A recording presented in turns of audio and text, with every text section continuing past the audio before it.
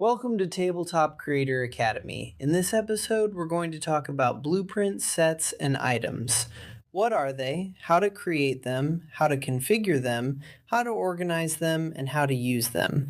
This will allow you to be able to create something like this. Let's get started.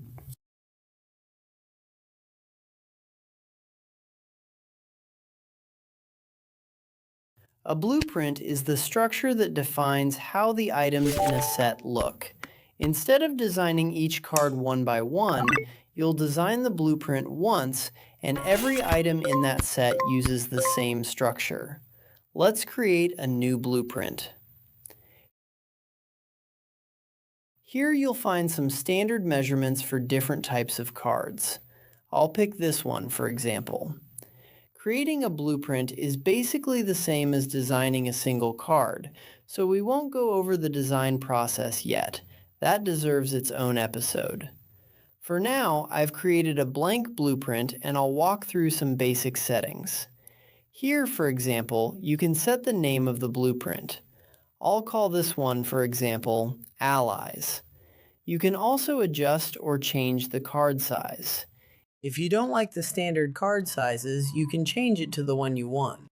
For example, 60 millimeters by 95 millimeters, you can create a different size.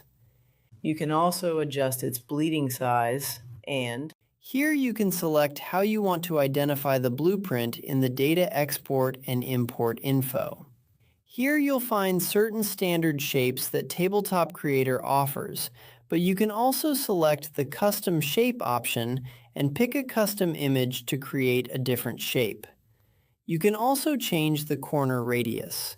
We have Uniform Radius selected, which basically means that changing this value will change the radius for all four corners of the blueprint.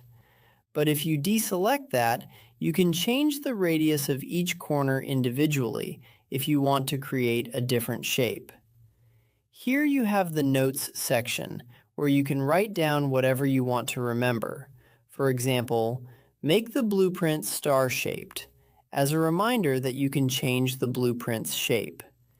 As you create more blueprints, you'll want to keep them organized.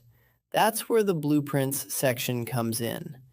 Every blueprint in your project is stored in one place, so you can find and reuse them easily. You can also duplicate an existing blueprint and adjust it from there. You right-click the blueprint you want to duplicate and select Duplicate Blueprint. And it creates an exact copy of the one you already made. This is very useful when you want a similar design, but with small differences.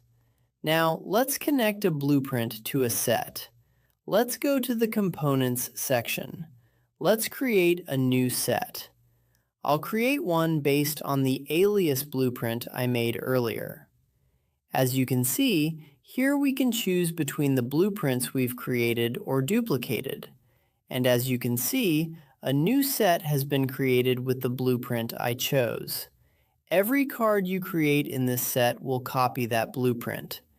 And if you already have a set created with the elements you need, you can still change the blueprint afterward. You pick another blueprint, and every card will update to the new blueprint. In this case, nothing changed since I only picked the duplicate. Now you know what a blueprint is, how to create it, configure it, and keep it organized. So now it's your turn to create whatever you want.